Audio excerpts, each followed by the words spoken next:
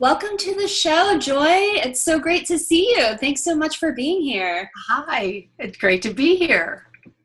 Good to see you too. Yeah, so you had a good 4th. We're recording this right after the 4th of July.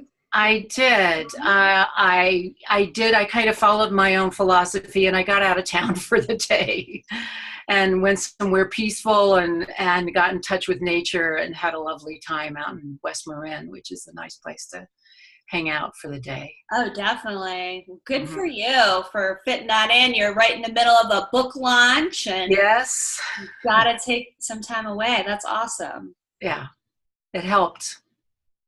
Great. We can do little mini vacations that I think make a difference.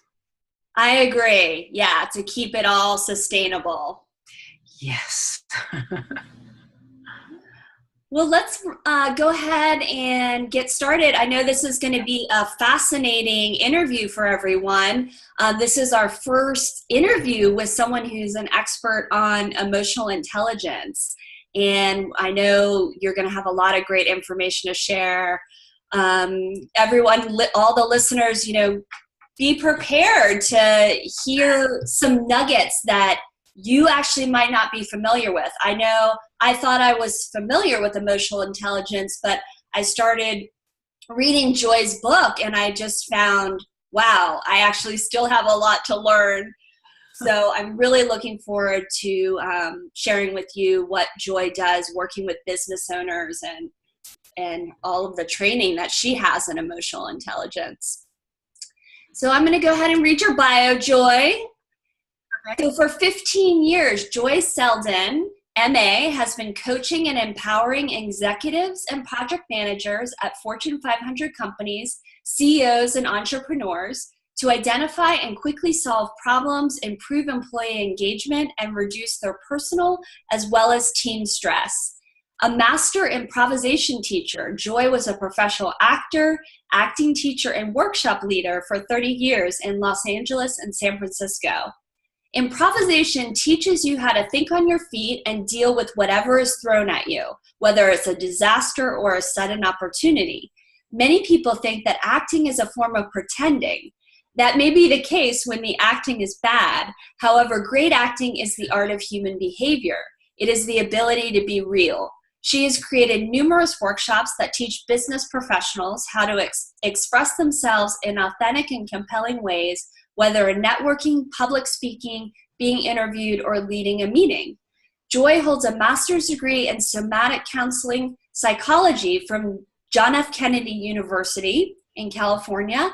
And for those who don't know, somatic psychology has a scientific foundation that incorporates aspects of neuroscience, molecular biology, and the autonomic nervous system. Her book, Emotions: An Owner's Manual, will be released next month. So exciting. So let's just dive right in. First, let's let people know, what is the definition? Well, first of all, why did you get interested in writing a book about emotions? I have spent the last 35 years really learning and growing and understanding emotions for my own. It started out as for my own benefit. And it has completely changed my life for the better. And the clients that I work with, it changes their life. And I really wanted to get the message out to a much broader audience, to a wider audience. We have so much suffering and really needless pain in our human relationships. And even if you're talking about business, you're still a human being and you have human relationships. And so there's a lot of misconceptions, a lot of false information, a lot of attitudes that make it difficult for people to actually utilize their emotions as the asset and positive resource that your emotions are meant to be. So I wanted to get practical information out there as well as to inspire people to really embrace their emotions instead of trying to suppress them and deny them and get over them. Wow, amazing. So let's start with the basics. What is the definition of emotions? Emotions are a biological, meaning they are happening in your body. They are a biological information system, the purpose of which is to prompt you to action that is optimally beneficial for your survival and your well-being. So your emotions, each specific emotion, there are different, we have sadness and fear and anger and these different emotions, they are bringing you a very specific type of information that's wanting you to take some type of action. And it's your job to be in charge of that. But it's knowledge, and it's a fascinating world to be in. I've never been bored for a second. Absolutely. And I love that you say it's information. So we're going to really get a good understanding of that, of how to use that information by the end of this interview. So the follow-up question, now we know the definition of emotions. What are some of the benefits of business owners actually learning emotional intelligence?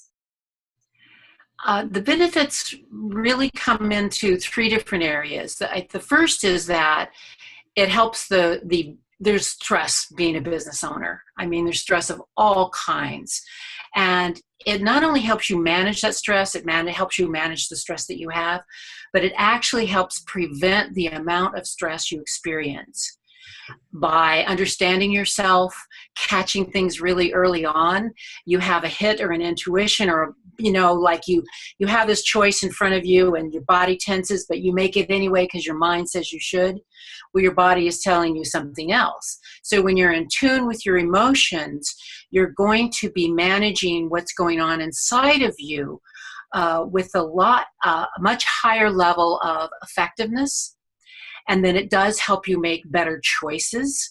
So your choices are not just intellectual. I mean, I know in my process of being a solopreneur, I've been a business owner for most of my adult life, or independent.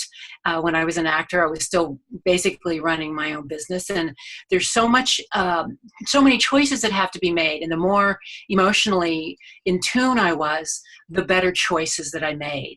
And the other aspects has to do with relationships, so that you have much better relationships, whether they're your employees, business partners, vendors, customers. You have better communication. There's a flow of information, and all of that leads to a better bottom line. Because a lot of effort, it gets wasted. I know I spent a lot of money on things that I really didn't utilize well, or that really weren't the right thing for me. And the more in tune I have, the more discerning I am in the actions I take and choices I take. So I spend less, I make my money more effective. And you also, I think your sales are better, and the company runs better if you have employees. It just helps the bottom line in a lot of different ways.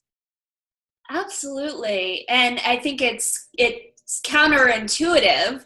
We don't normally think of emotions like that's the first thing we need to study when we go into business. But it is a really provocative conversation, especially in this day and age, because we typically think in the business world that emotions are separate. Like that's something you deal with. That's the feely, hippie world. And in business, we're just there to do our job and take action.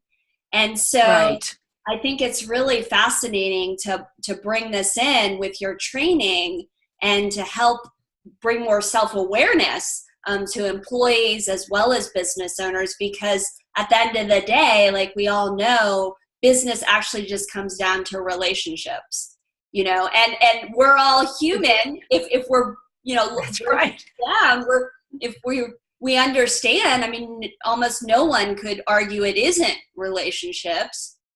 And people tout relationships. They say, oh, it's all about relationships, but then they don't do the work to make the relationships actually flow. It's not about manipulation or being nice, which is always lovely, but there's so much more to it. It goes so deep. And that's So when I get true. And I excited. think that's what we're looking at. Our audience is made up of conscious business owners, people who are looking Yes. to have an impact more than just impact the bottom line. But we all know that businesses do run on money and cash flow. So we have to be mindful of that. But Right. ultimately, I just think this is what the business world needs to turn towards in order to keep a sustainable business model and to actually have happy employees. So Yes. And if you have happy employees, you have a much better chance of succeeding at your business. And that humanity, that piece of humanity that is so missing, I mean, it's just not working. I work a lot with individuals who work in big corporations, and the stories I hear from them, I know that not only is there probably billions of dollars spent by companies that is wasted because of the relationship issues between employees, bosses to employees, coworkers, that causes a lot of dysfunction within the company. And we are, first and foremost, we're human beings, and we are feeling beings. You can't become, I mean, if you want to have a non-feeling employee, have a robot. And if you want to have an employee who can actually contribute to your company, contribute to the success, every individual has intellect, creativity, soul, feelings that they want fulfilled. We all want to experience fulfillment. And when you engage your employees and you respect them and you have a doorway in which they can express themselves appropriately, and that I always want to emphasize that it's appropriate communication. But if you have real honesty and you have a way to have the people within your company, and including your customers, to give you feedback or to give you input, you're actually going to gain tremendously from that, because you're using more brain than your own. I mean, I've been a solo person for a long time, but I had to get out of the house and go join a co-working space so I could be around people, and I found just that stimulation of having people around me. And I've been in mastermind groups. I find very helpful to have input from others. Mm-hmm. And so within your own business, I think if you open the doorway and you show your own feelings as well, because we have that very stoic Western, well, I will say it, patriarchal, and I don't mean this against men, but there's a certain attitude that you keep the emotions outside.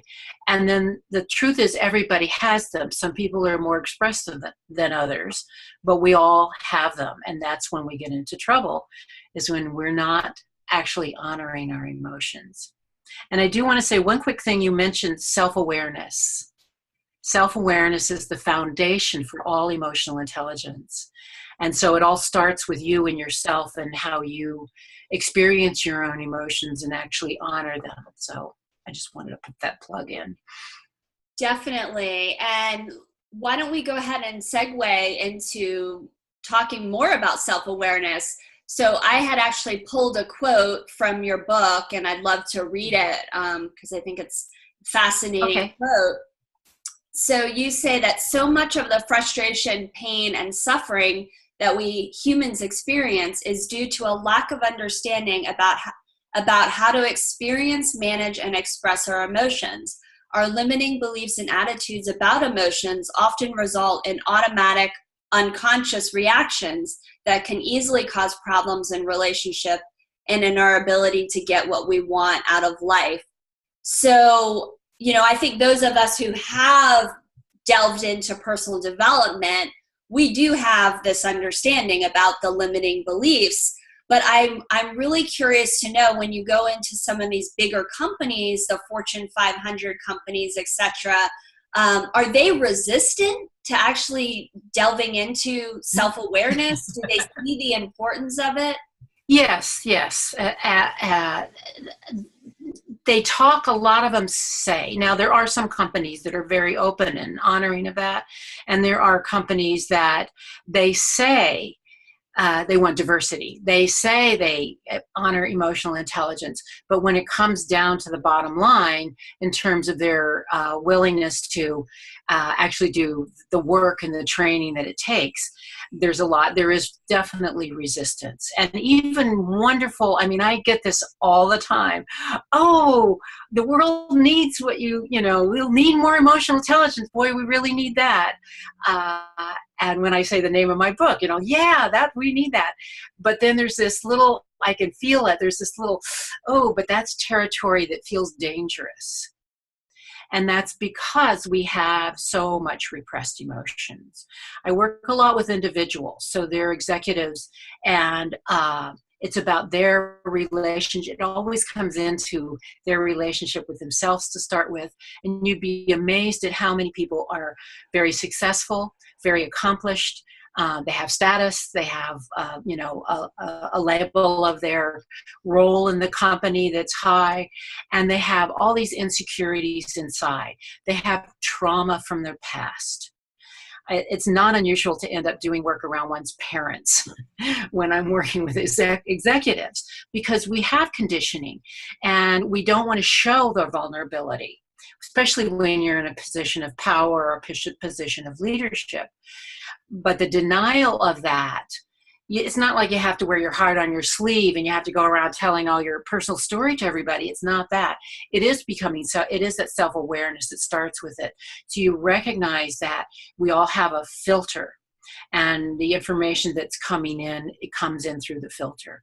And when you can clean that filter by being emotionally fluid, so that you recognize, I feel anger coming up right now. Well, I'm not appropriate that I can just yell at somebody, but instead of stuffing it or denying it, or sometimes people I call them spewers. They like to spew. Then they just I'm aware that I am angry right now. And anger's message has to do with setting boundaries. Its message is, no, whatever's happening is not okay with me. It's not about aggression. So a lot of people think if I'm angry, then I'm either going to be aggressive or I'm going to be violent. And that's not at all the case. You can be in charge. Now, if your life is threatened, you may need to be violent or aggressive. But 99% of us, we're not going to have to deal with that, fortunately, at least in our part of the world. So so once an executive starts to get this, and then they start communicating and they realize the shifts that happen in their department, then it's easier to get the word out to a broader group of people. That was a long answer. Yeah, I can definitely see the benefit, once they decide to take this on, because if they're able to handle their emotions, it's like looking inward, understanding what their emotions are, then they can deal with their employees. And I think so often that's where the dysfunctional work environments come from, right? It's like the boss is not willing to, understand what they're feeling or their frustration, so many scenarios. And they don't have the room for the communication. Because it's not even, sometimes it's about the people who are working under them who want to come to them to talk about problems within the team or the department. Yeah. And they don't have time. And they don't have it. They don't see the value of that as a high priority. So that's one of my missions, is to shift the priority, that they see that kind of interpersonal communication and issues as an extremely high priority. Oh, definitely. And I would imagine even something like a change in mood or change in behavior of an employee doesn't necessarily mean that they don't like the work or they don't want to do the work. It could be something in their personal life. And if the boss, the supervisor is willing just to have a short discussion and show some compassion, then it could definitely help with that dynamic and help them get back to focusing on their work without suppressing. Yes. Defensiveness. I mean, if you want to get right down to the bottom line, our body's number one priority is survival. So when we were in the cave days and we had fight or flight, we had, fear and anger, and we had procreation. We had some basics that kept us alive in the species to continue on. Now we live in extremely complex social interactions. We are international. We have, there are certain pockets, I'm sure, where you're less diverse. We're in the Bay Area, so we're extremely diverse here, but we are becoming an international, really a planet of people, not countries of people. And that diversity and that complexity, and then we have the men and women thing, and that's a whole ball of wax there, how we communicate. That the emotions now are there to help us to be present, and the more present we can be, and to recognize that, that defensiveness that just came up, somebody said something and, I could feel something going on. That is our body wanting to survive. So it's operating on a really primal level, and it's our job as modern human beings to become conscious of our emotions, so we go, I'm aware that I just got defensive then. What's that about? To have an attitude of curiosity and to really know yourself, so you recognize, that person said something, it triggered something in me, it has to do with me. As opposed to, that person said something and I have an issue with that person. That's also can be happening, and understanding the distinction between whether this is an emotional reaction having to do with myself, or if it's truly coming from the other person and I need to do something about that, then I'm much clearer in how I deal with it, and I don't have to be so defensive. Wonderful. So great. All right, let's see here. So you say, we talked a little bit about fear and anger, but specifically in your book, you say there are the 4 cornerstone or primary emotions: fear, anger, sadness, and joy. Why are these the 4 cornerstone emotions? I view them as the foundation out of which everything else, all other feelings come. Some of this is, I've been working on this accumulation of material for 35 years. So there are a lot of people, brilliant people, who are teaching about emotions. There's lots of lists. These 4 emotions are almost everybody's list. And some people have a lot more. I have 7 that I actually work with now in my system, but these 4 are the cornerstone because they are laying the foundation out of which all other feelings come. And if you look at any kind of feeling word, you can break it down into being some piece of it coming from these core. And they are sadness because we need something that tells us about loss, that we process loss, because connection is, we can't survive without connection. So connection is extremely we have to have it. I can't think of the word. We have to have connection in order to live. And loss is about the loss of connection. So it's about processing that. Fear is, when it's not saving your life, it's a little message that says, possible danger. I need to pay attention.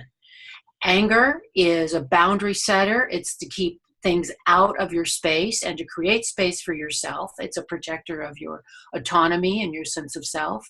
And joy is the emotion of connection. So we have the foundation of how we live out of these 4 emotions. And then you can get in a lot of complexity by combining things. Great. Thank you so much for clarifying all that.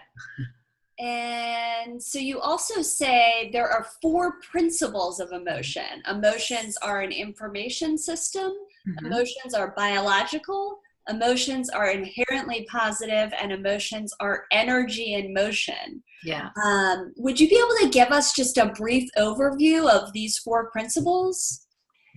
Well, I kind of talked about them in a bit, because I had said that emotions are an information system. So each primary emotion is bringing you a type, like loss is, sadness is about loss. It's telling you to process, you need to process. And what happens with sadness, you go inward. It's a biological response. You don't go around sad like this. You go around sad like this, basically. It turns you inward. So each of these core emotions has a biological process that happens in your brain, your autonomic nervous system. It affects your muscles, tension. So fear is contracting and anger is outward moving. Joy is expansive. So each of these have a biological component to them. This information comes to you through your body, how you feel it in your body. And then we have that they are inherently positive. So we have a lot of language in our culture that says, well, fear and anger are negative emotions. Shame is a negative emotion. Well, we have joy. That's positive. Sadness is okay for a while. Just don't spend too long there. So we have these sort of judgment of the emotions. And when we have the judgment, it makes us less willing to feel them. And if these are biological, we're hardwired. These are in our body. We didn't make these up. They must be positive. They're there for our survival and our ability to thrive. So they have to be inherently positive. And then the final is that emotions are energy in motion. Emotere is the root word of emotion, and it means to move out, actually. So the information comes in, and it's an energy vibration within your body. You know, somebody walks in the room, and you go, ooh, that person is angry. Or, oh, that person is sad. You feel what they're feeling through the vibration that comes out of that emotion. And if we get right down to it, all in physics, everything of matter is made up of vibration anyway. So this is just another aspect of that. Definitely. And excuse me, I have to cough. It's okay. You're loud. Yeah, I think that I love just having a definition and being able to refer to something like these 4 principles, because, we have to have sort of a guidebook of how we're going to deal with our emotions if we decide to take it on and we decide that it is important to understand them. So this makes it very simple for people, I think, to understand. Great. That's my intention. That's one reason I wrote the book, is I wanted to be able to put down everything that I had learned in a very concise way, and to help people understand emotions themselves are not complicated. We humans are complicated. We have all the conditioning and beliefs and influences, and my goal has always been fulfillment. So it's like the more I understand myself, the more I can experience fulfillment. So that was my hope, exactly what you said. So yay. Great. And would you say that, the purpose is to actually bring more joy? It's interesting that, like, the fear, anger, and sadness, those are negative emotions, but then there's joy. So I'm just really curious, what would be the goal of understanding all of these? Yes, and then you just said it then, they're negative emotions. They are not negative emotions, and that's my message. Gotcha. Because they are not comfortable emotions. They don't always feel good, but they have a positive impact because they're bringing you truth. Mm-hmm. If you're with someone and they say something that goes against your values, if they are nasty, if their languaging is insulting, and you feel a surge of anger come up, that is an absolutely normal and natural response to something that goes against your values. So what isn't appropriate is to then come back to that person and say, you're a jerk, or calling them names, or get into a fight. That's not going to work. You can make a choice then. I can say, if you use language like that, I don't really care for that. There's certain ways to express that, or you can remove yourself, but the anger is setting a boundary. So it's positive. So when you go through sadness, fear, anger, and joy, joy is not the elimination of sadness, fear, and anger. Joy actually includes all those emotions. I can be angry with you in a way that's passionate, where I'm not, I can be angry about something and passionate about it, and there's almost a kind of joy to it. I can have a sad memory, and there's something beautiful about that memory. So it's not joy in the way that we think of as happiness, because joy and happiness are not exactly the same thing. Happiness is, yay, I'm happy. Joy is something that's much deeper, and it really is about connection. And so joy is inclusive of all emotions and all feelings. And my one of the exercises in the book is called emotional fluidity exercise. The more fluid we can be so that these emotions come and go, they will be less difficult to experience in your body and easier to get the information, and then they go. They come and they go. They don't hang around if you take the appropriate action. It's when you get stuck in them and you kind of ruminate over and over and over again, or you get stuck in fear and you don't take an action, where they sit around and then they become something negative. Definitely. And you talk about in the book how our emotions can actually cause diseases and health problems. Yeah. But I appreciate that you actually called out my belief. I realize now, wow, I need to work on that, actually seeing them as positive. Yes. Because we do, in our culture, we just view these fear, anger, sadness, they need to go away. We need to have nothing. And we're wrong when we have those emotions. We sort of shut down because we feel like, especially with advertising and, just this whole modern culture, that we're supposed to walk around all the time feeling joyful and feeling good. Yes. But that is a much healthier approach. Yes. And it's richer. It's a richer experience of life. I mean, sometimes I've had sadness that is so deep, and there's something about feeling that is actually fulfilling. Mm-hmm. And anger that can be experienced where you are in your power and not in some kind of, I tend to get angry. So I've had a few meltdowns in my life. It's one of the reasons I got into this. And I know the difference now between defensive anger and clean anger. And clean anger actually feels good, So, and I think there's a difference too. We could go on and on. There's such a provocative topic. Right. But it just made me think that, sometimes the fear, many people who participate in what we would call negative behavior or criminal behavior for, if we go to the extreme, they are not able to handle those emotions. So that perhaps is why we view the emotions as negative, because we see they actually will lead, if you let anger, hold of you, it will lead to a negative outcome. It's very destructive. It can be very destructive. And absolutely. I think it's a core of much of what is going on in the world at large. And that's why it's important to have empathy for people who do acts that are criminal or that harm people. It's very difficult sometimes